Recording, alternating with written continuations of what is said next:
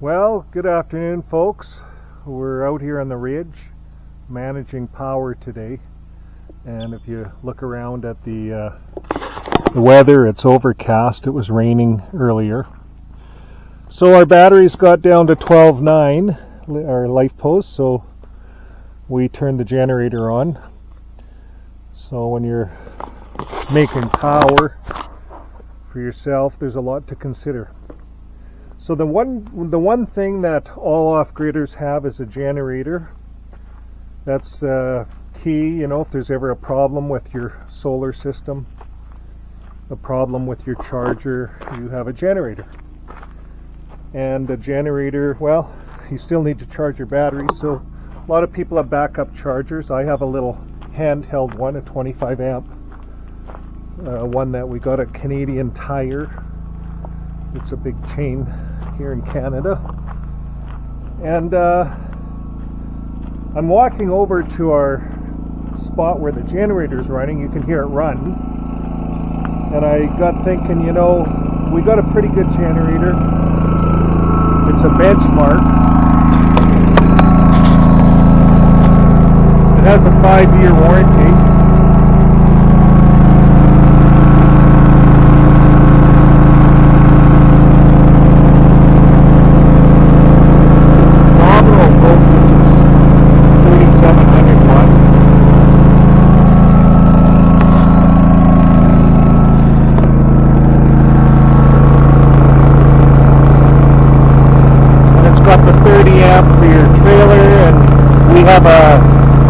This plugged into the 10 amp running because we were going to run a compressor, so we just hooked that directly in. But having said all that, it's a pretty good generator. What I like about it the most is this. We're done power, so we just hit off. We're done. You can be in the house. It's got pretty good range. You're not going to go across town with it, but it's good for what you're using it for. You don't have to go outside in the winter to turn the generator on or off. But what if your generator fails? A lot of off-gridders have a backup generator, so we thought, well, this is our main generator. It serves us fine. Has a long run time. The benchmark has a 12-liter tank. If you're running at about 50%, it'll go for 8 hours.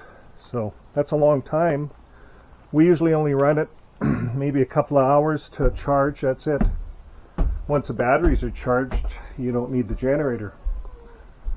But what if it's we're kind of in the middle of nowhere and your generator fails? Well, that's why you keep your eyes open for something like this. This is a really good deal. We got it at Walmart.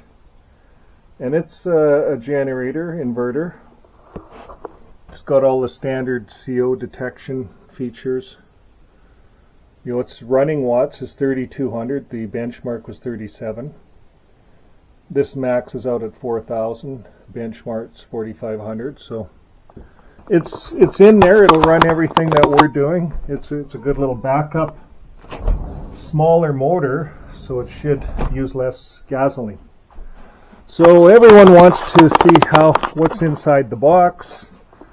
We picked this up at Walmart on sale, and as you can see, you got all your peak wattages and stuff here. So it's a 145cc motor. The benchmark is a bigger motor. So this has a small fuel tank. It's only 1.1 gallons, which, how many liters is that? 5-6 liters. The benchmark has a 12-liter tank, so the run time is longer on a tank of fuel. If it's winter time, the less time you got to go out and fuel it up, the better it is, right? So in winter time, if you're running it an hour a day, well, then in 8 days, once a week, you got to go out and fuel it up, kind of a thing. Okay, well, stick with us. We're going to do the unboxing.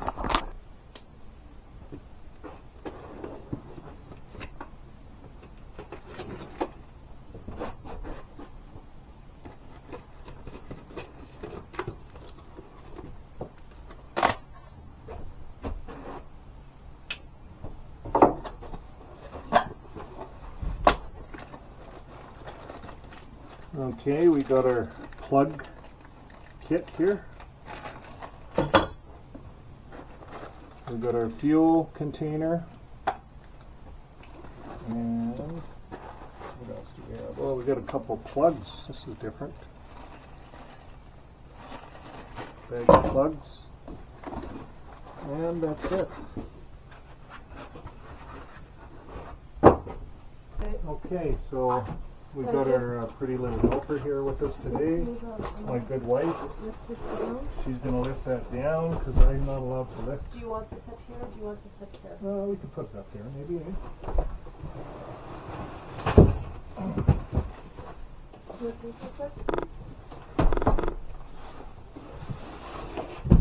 Okay, I'm just going to lift. Okay, I got the plastic out. Looks like the good side here. Okay, good. Oh, hey, Okay, so we have what else do we? In the box, you have that. Was packaged good. There's the owner's manual right here. Here's everything here. So we're gonna, I guess, get this out and put some oil in it. Let's take a look at this side. Here's where you have all your plug-ins. Here's your 30 amp.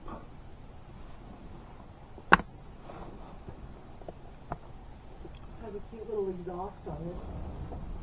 These look like battery charging ports. Oh, a USB charging port, that's cool. And then they got a reset here. Some lights, display. Okay, so we'll get her all running. Here's the cables.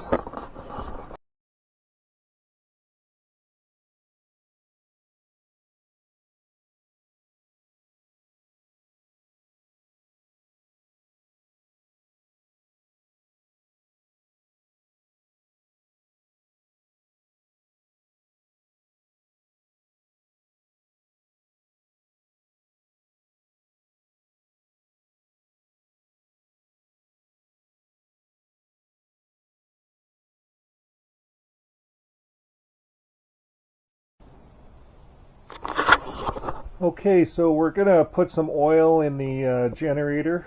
I moved it out to this part of the deck so you can see it. And in the book, they have quite a good book. We went through the book. There's a whole maintenance area. So they have a nice book, but it says 0.12 of a gallon of oil. So what does that equal to? Well, if you're in Canada, we use milliliters. It's a little less than a half a liter. So it's about 550 milliliters, almost 500.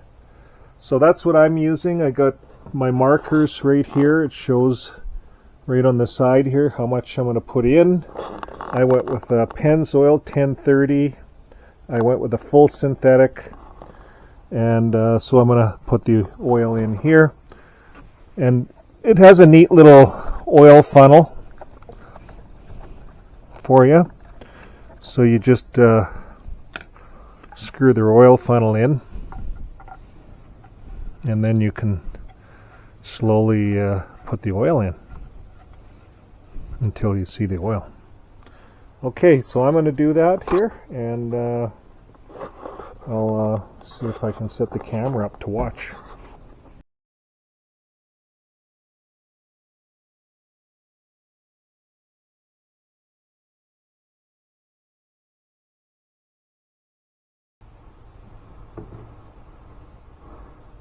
There, that's about a half a liter, so this should be full or over full. So we might get it over full a bit, a little bit over full maybe.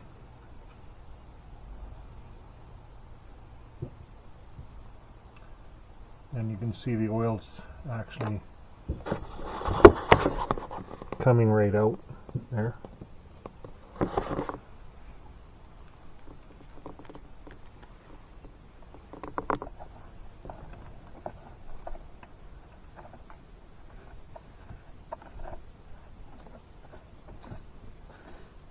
And we'll look at the maintenance guide here in a second.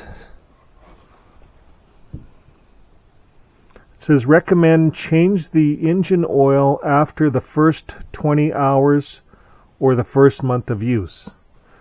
And then after that, I know on our other generator, we were changing the oil every 50 hours. So they want you to change it a little earlier on the first change. They all do. And the reason is there's no oil filter on these generators. So you have to change your oil more often.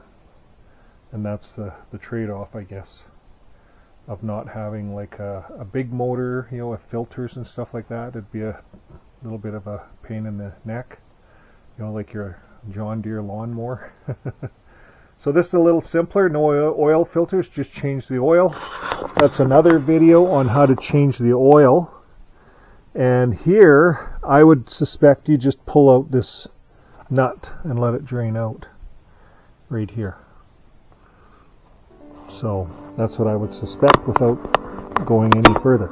So we got the oil in it. Now we're going to put some gasoline in it, and then we can start the generator.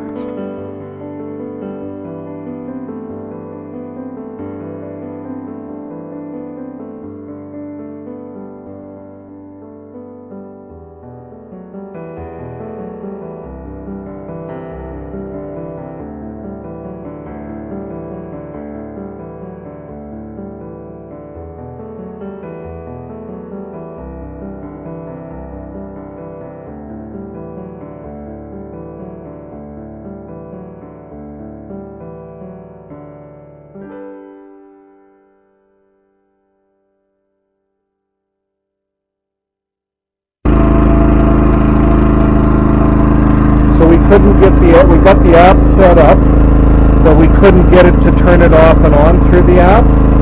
So you just shut it off here.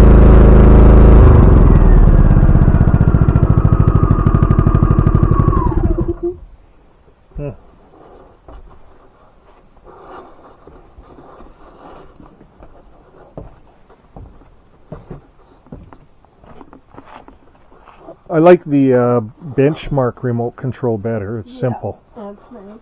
This thing you got to set up an app, and we still don't have the app.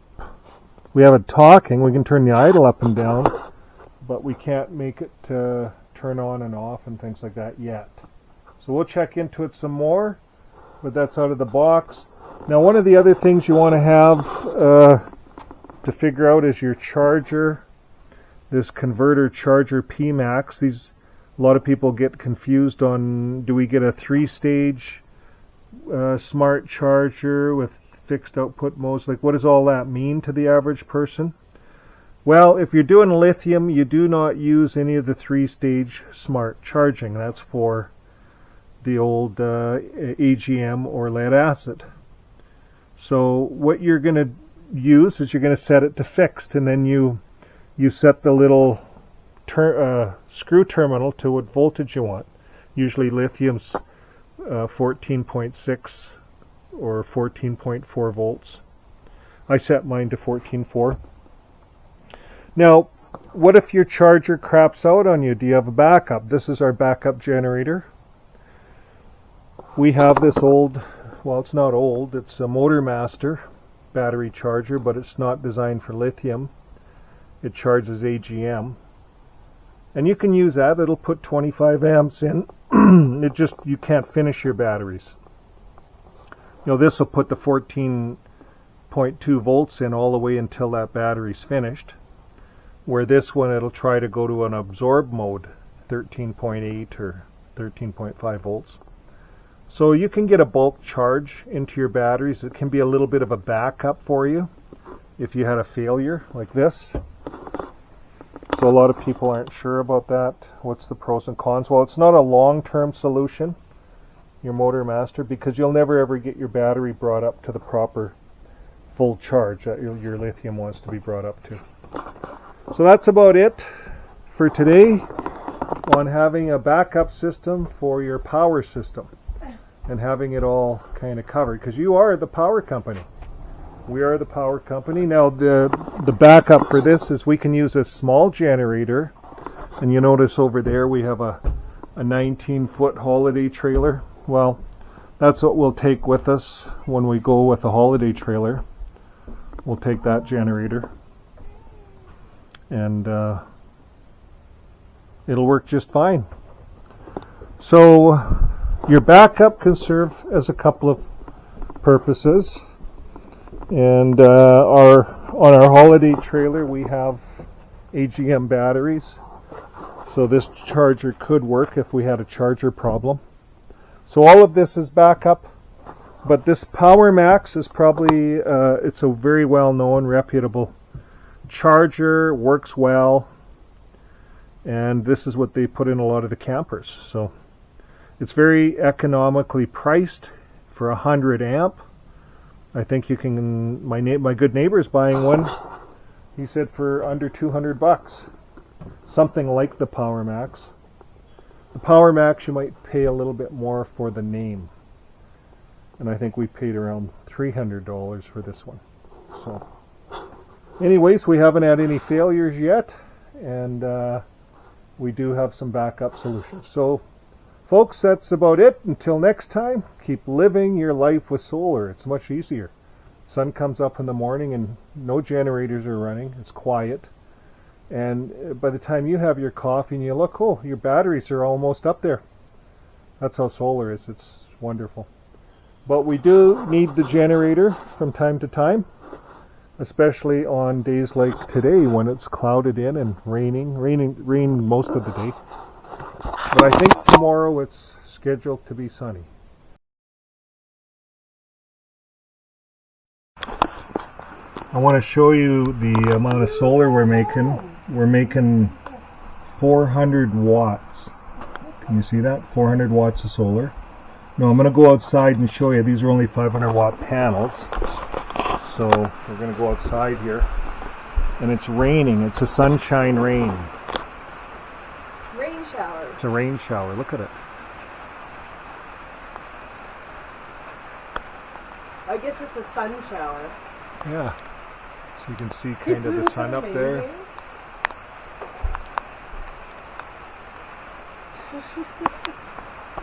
Wow. This is what I mean, the weather is born over top of us. Yeah, sun shower. 400 watts we're making. I'm going to go out and see if it's even facing the right direction. Are we still making 400 watts? 401 watt. Still. Listen, it's raining So hard. that's pumping 30 amps, 29.5, 30 amps into the battery bank. So that really helps bring our charge up. 20 of those 30 amps are hitting the battery, because that's the shunt, shows what's hitting the battery. So let's go outside.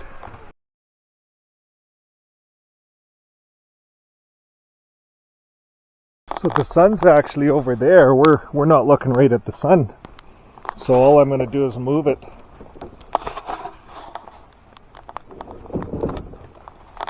So you see there, the sun. We've got little water droplets on there. Now we're going to go in and see what kind of power we're making.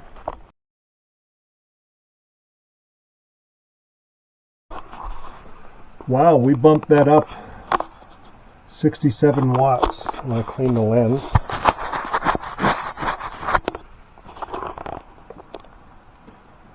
It's 400 and, well, we were at 460. So there's probably a cloud now. But when we did that, she jumped up to 460 watts. So yeah, the sun's not as bright. Oh yeah, you see there's a cloud there? So once that cloud moves by, we'll be back up to high wattage again. So anyways, that's all I'm going to show you for today. A little bit of a rain shower, a sun shower. And the rain droplets actually can boost your solar watts that you pull in. Tomorrow it's scheduled to be sunny. See you guys later. So that's a good thing. And we just ran this generator, probably, we haven't ran it for 2 weeks. Can't remember really last. We had a lot of sunshine. Sometimes you get rain and you get enough sun in between, brings it up enough. So anyways, we'll see you on the next video. Bye for now.